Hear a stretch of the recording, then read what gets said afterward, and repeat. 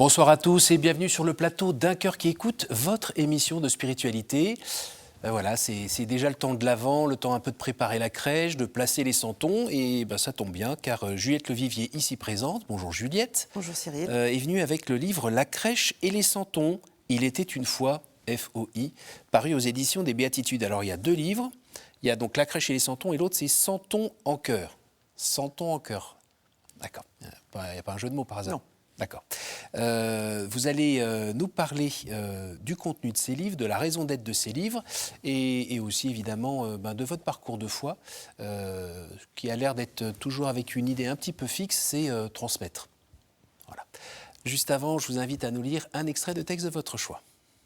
Alors j'ai pris Peggy parce que c'est ce qui m'est venu immédiatement à l'esprit lorsque vous m'avez demandé d'apporter un texte. C'est le porche du mystère de la deuxième vertu. La foi que j'aime le mieux, dit Dieu, c'est l'espérance. La foi, ça ne m'étonne pas, ça n'est pas étonnant.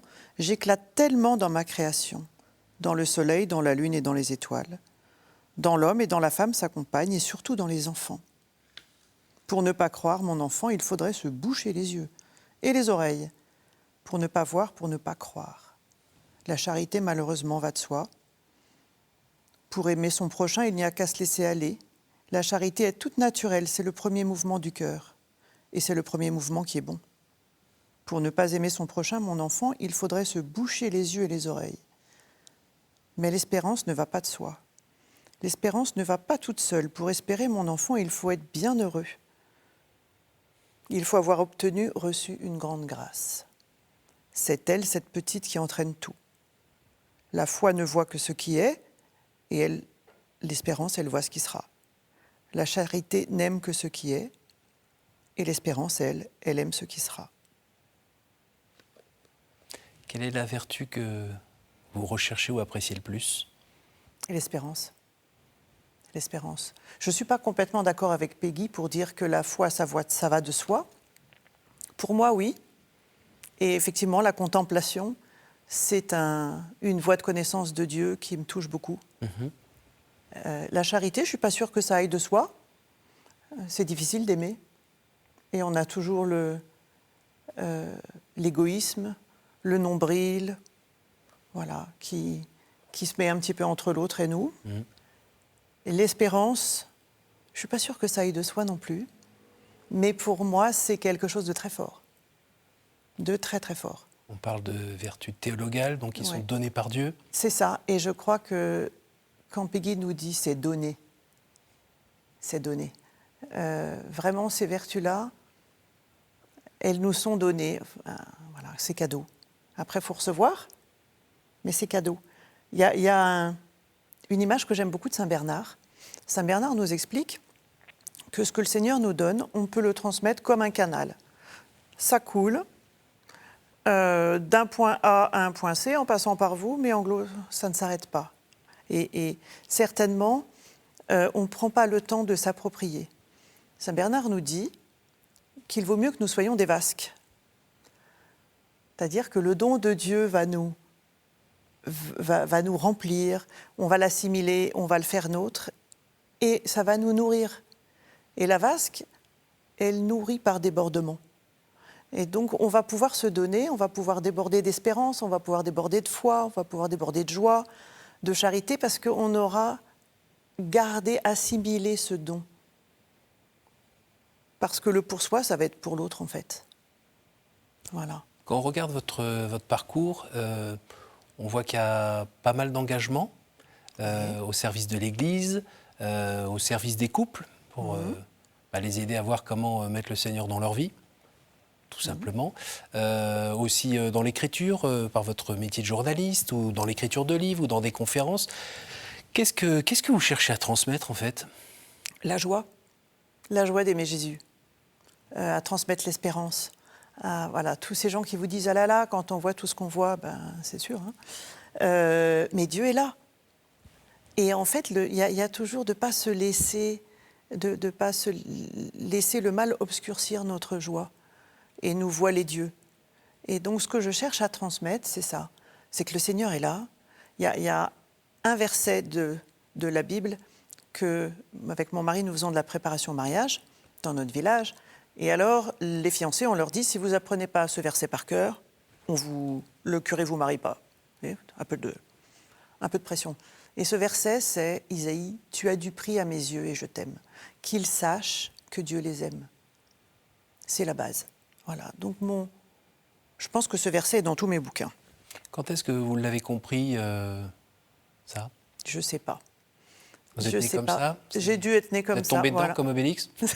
Ça, sûrement. Sûrement, je suis un peu tombée dedans parce que j'ai eu une famille très aimante. J'ai été très gâtée. Une famille chrétienne qui vivait sa foi. Des parents que j'ai toujours vus rendre service. Maman, elle a toujours rendu service autour d'elle, beaucoup. Il y a eu beaucoup de générosité. Même quand elle n'en pouvait plus? Oui, toujours. Et elle continue. Voilà. Et donc ça, c'est c'est des très beaux exemples. Et il y a un moment de rencontre avec le Christ assez fort pour... Non. Non. Pas d'apparition, pas de rencontre. Un chemin qui se fait petit à petit. Donc il y a eu la famille qui m'a beaucoup portée. Je pense que mes grands-parents dans le ciel, qui priaient, on est héritiers de tout ça, de familles croyantes depuis, avec la foi solide. Et puis des parents, tout ce qu'on a reçu. Et puis j'ai beaucoup reçu au lycée. J'étais dans un lycée de la communauté Saint-François-Xavier. Oui. Où j'ai beaucoup reçu, très important pour ma vie spirituelle et ma vie intellectuelle. C'était des très bonnes éducatrices, des femmes libres qui nous ont très ouvertes.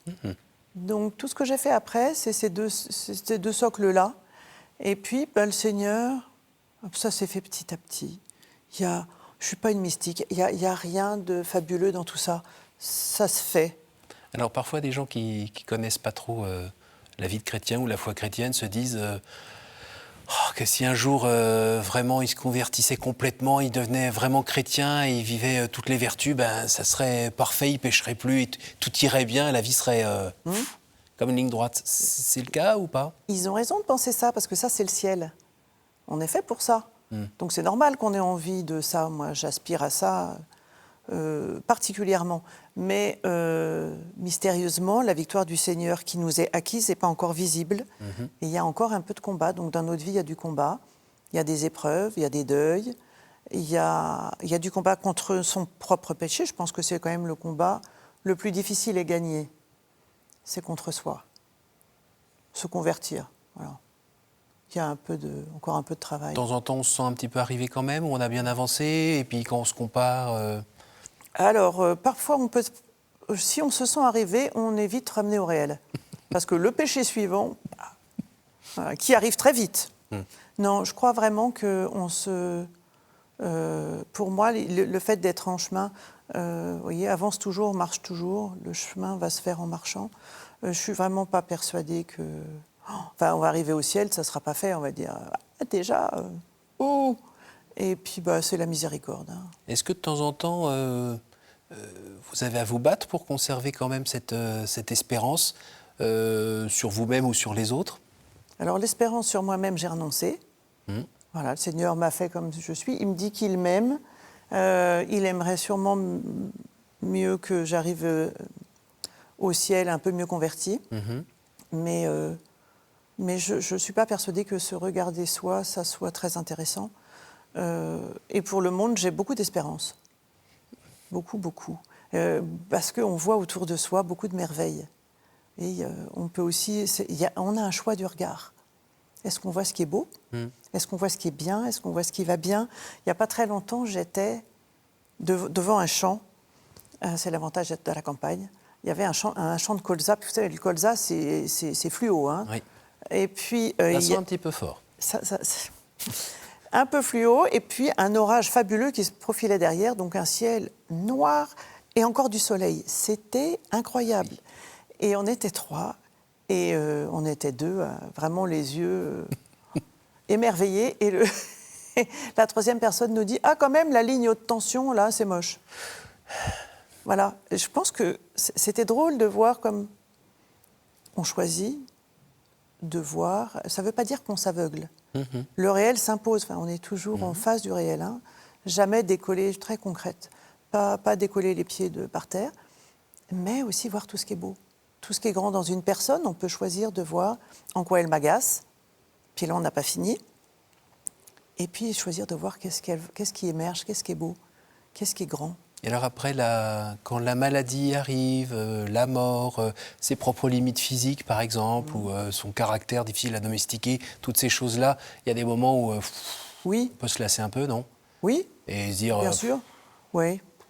ou se rebeller parfois un peu contre Dieu en disant mais c'est quoi si on écoute un peu les informations quand même dans le monde, dans différents pays du monde, quand on voit parfois certaines images, on se dit mais il y a quelqu'un qui a créé des hommes qui font des trucs pareils. Tu fais quoi? Mais c'est pas juste la responsabilité des hommes, et c'est pas un peu de la sienne aussi?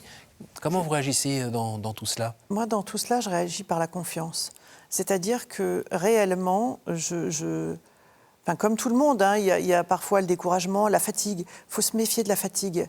Il y a trop de gens qui ne dorment pas assez. Il y a trop de gens qui ont des rythmes, qui s'imposent des rythmes de fou. Est-ce que chacun hiberne un peu de temps en temps, se met dans le silence, prend le temps de prier, voilà. On ne lutte pas contre le découragement en regardant la télé le soir à 20h. Ouais. On En écoutant France Info toute la journée. C'est ça. On lutte contre le découragement qui arrive toujours, hein. Dans la prière, dans la confiance avec les autres. Est-ce qu'on sait? Enfin, les autres nous accompagnent, nous aiment, toujours recevoir cet amour. Ça nous prémunit du découragement. Mais ça fait partie de nos vies, et de se poser des vraies questions et de répondre à la souffrance. C'est sûrement pas moi qui vais vous donner la réponse. Le Seigneur, le dessein du salut est très mystérieux. Et je dis, voilà, le Seigneur revient. C'est le moment, en fait. Alors vous êtes donc mariée avec Thibaut. Voilà, vous avez 5 enfants, Ouais. 4 garçons, une fille. Une fille. Assez rapprochés. Ils sont 5 ans, 6 ans. Et oui, alors, je ne vous dis pas qu'on n'était pas un peu fatigués à la naissance du dernier. Mais en fait, on les a attendus assez longtemps parce que nous nous sommes trouvés très vite après notre mariage confrontés à l'infertilité. Donc bien accompagnés par des médecins, etc. Puis bien, il y a quand même un beau jour où on nous a dit qu'on n'aurait pas d'enfants. Alors ça, c'est un petit peu difficile à vivre, plus particulièrement dans des familles catholiques, où l'air de rien, dans le mariage de 2 personnes, il y a quand même toujours cette génération portez du fruit, multipliez-vous. C'est vrai. Alors, qu'on le veuille ou non, il y a ces petites choses-là qui présentent quand même. Pour nous, c'était même pas une question d'avoir des enfants. C'était un désir profond. Je pense que pour tous les couples, catholiques ou pas, on a la vie en soi. Et vraiment, cette question de donner la vie pour un couple, c'est une souffrance quand on vous dit que c'est pas possible et que vous n'avez pas 25 ans. Et en fait, on a eu... C'était une épreuve de foi un petit peu quand même? Pas du tout. Et on a eu cette chance, d'abord, d'être très unis, tous les deux. Et on a cette chance de partager la foi très profondément. Depuis qu'on se connaît. On a toujours prié ensemble, du premier jour. Donc pas compliqué. Mais on a été aussi très accompagnés. Enfin, voilà, le jour où on nous a dit qu'on n'aurait pas d'enfants, il y a un prêtre qui est venu chez nous, qui est très, très proche pour nous, et qui, tout de suite, il était là et il nous a dit, il nous a écoutés, on a un peu pleuré ensemble, parce que, partager notre chagrin. Et puis, il nous a dit, soit, et si vous n'avez pas d'enfants? Au conditionnel, parce qu'il estimait que la Sainte Vierge n'avait pas tout dit, et elle avait effectivement pas tout dit. Et si vous n'avez pas d'enfants, qu'est-ce que vous ferez pour être fécond? Ça, c'était gonflé. Et c'était la... D'ailleurs, votre époux s'est levé. Non, mais ça a été fabuleux. Ça nous a rouvert les portes, là. On aurait pu se renfermer sur notre tristesse. On s'est dit, le Seigneur nous attend. Il y aura du fruit à porter. Si ce n'est pas là, ça sera ailleurs. Et puis, on ne s'est pas découragé. Alors, il y a eu des tas de neuvaines. C'était l'époque qui se situe pour mes enfants entre Néandertal et Jules César, c'était avant les portables et Internet, etc. Donc, envoyer des neuvaines par la poste, ça nous a coûté cher en timbre parce qu'on s'est rendu compte que le réseau catho, ce sont des frères qui prient. Et on a eu plein de frères qui ont prié, plein de communautés religieuses. Et on a attendu Jean. Et après... Et puis j'ai une sœur qui est allée à Lourdes, alors. Elle trouvait que ça ne venait pas, donc elle est allée voir la Sainte Vierge en disant, un petit deal avec la Sainte Vierge. Et puis voilà, on a eu Jean, puis après on a eu Matthieu, puis après on a eu Marie, Geoffroy, Emmanuel. Et puis on a refait des examens parce que les médecins, ils n'aiment pas. Et je les comprends, hein, des scientifiques, il faut comprendre. Donc voilà, les examens disent qu'on est toujours stérile. Donc on a nos 5 miracles et on rend grâce pour ça. Et on rend grâce parce qu'en plus, ils sont super réussis. Il ne manquerait plus que ça. Franchement. Donc ça, c'est cadeau. Ça. Est-ce que quand on reçoit 5 beaux cadeaux comme ça met un peu la pression pour être un peu plus chrétien, se convertir davantage au... Non, je dis juste merci. Merci, voilà. J'ai vraiment pas d'autre mot à la bouche que l'action de grâce et le fait de... Comment dire, si on commence à vouloir rendre au Seigneur tout ce qu'il nous donne, ne serait-ce que rendre la grâce d'une Eucharistie, vous voyez, on n'est pas arrivé là. Oui. Donc, c'est comme rendre à ses parents tout ce qu'ils nous ont donné. C'est ça. Qu'as-tu que tu n'aies reçu? On reçoit tout. Donc après, oui, il y a cet engagement. Et vous voyez, cette question sur qu'est-ce que vous allez faire pour porter du fruit, c'est la question de fond pour Thibaut et moi. Et dans notre vie, tous les deux, notre vie de couple, on découvre un peu plus de l'engagement à deux, mais chacun dans notre...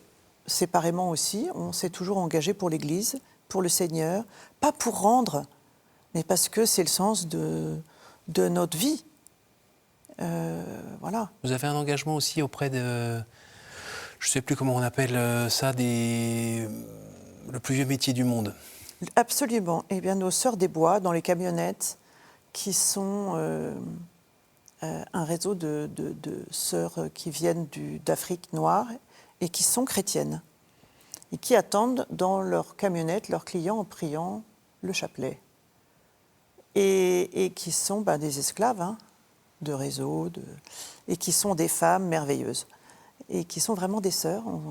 C'est vrai que ces maraudes qui ont été organisées par la paroisse, qui se font dans la prière, enfin, on est juste là pour amener de la fraternité, l'amour de Dieu, prier ensemble. On propose un thé et une prière.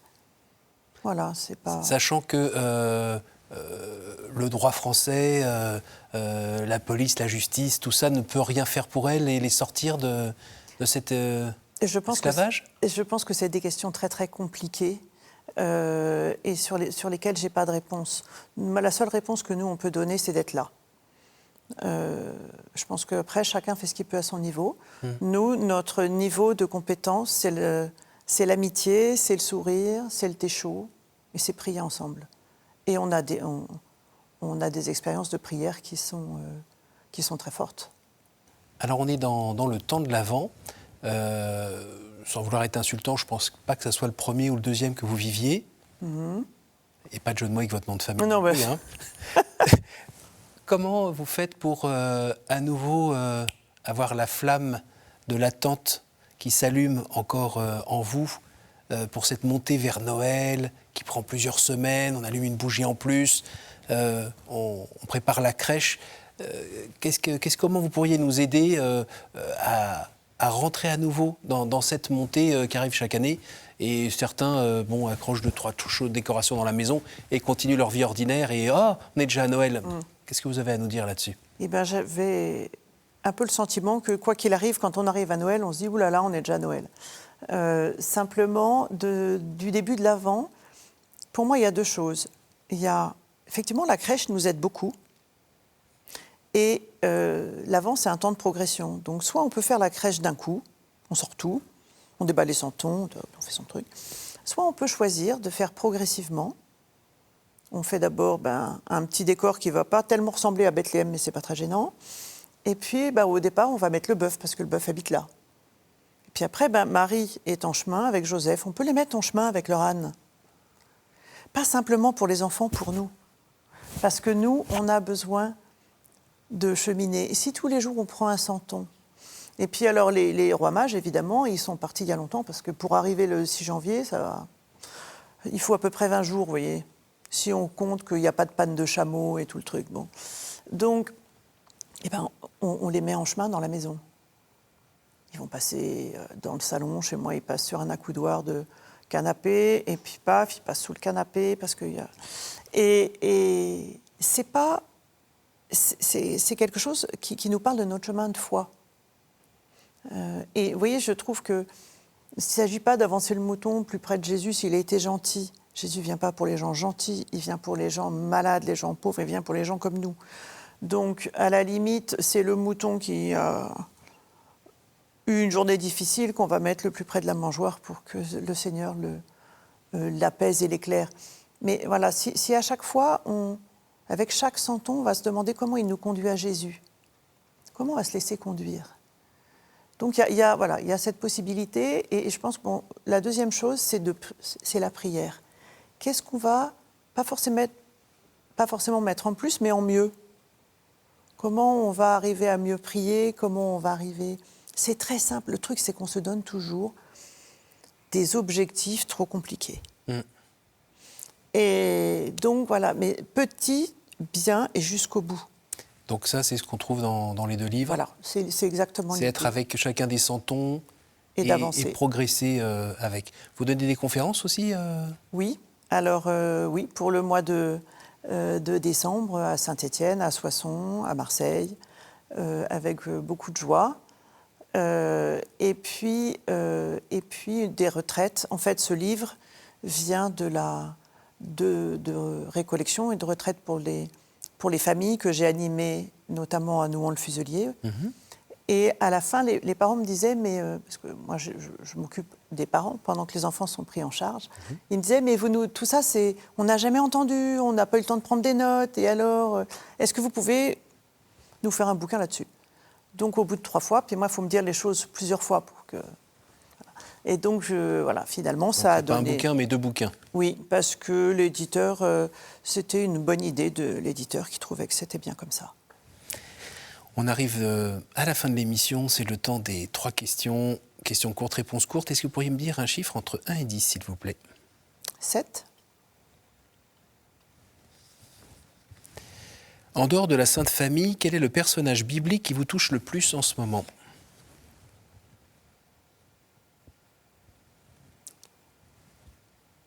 L'ange Gabriel. À nouveau entre 1 et 7? Entre 1 et 10? 1. Quel est l'endroit ou le lieu qui vous porte le plus à la prière? La nature, quand c'est beau. Ce qui est beau. Si j'étais très snob, je vous dirais Patmos, parce que j'ai souvenir de prières au-dessus de la grotte de l'Apocalypse avec un paysage absolument incroyable. Mais pour le quotidien, c'est dans mon salon, c'est l'icône de Jésus qui est vraiment posée contre la table basse. Vous voyez, c'est quand même très bricolé. Une dernière? 10.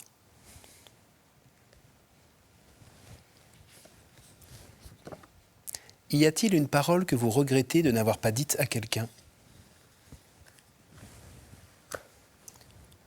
Je dirais pardon. Les pardons que je n'ai pas demandés à mon mari, à mes enfants, aux proches. Merci Juliette. Merci Cyril. J'ai envie de vous souhaiter joyeux Noël. Merci à vous aussi. Un petit peu en avance. C'est ça. Je rappelle le titre de vos livres, La crèche et les santons et Santons en chœur, donc de Juliette Levivier aux éditions des Béatitudes. Merci beaucoup d'être venu nous retrouver ici. Merci à vous tous pour votre fidélité. Cette émission est à retrouver sur notre site www.ktotv.com. Bonne montée vers Noël et à la semaine prochaine.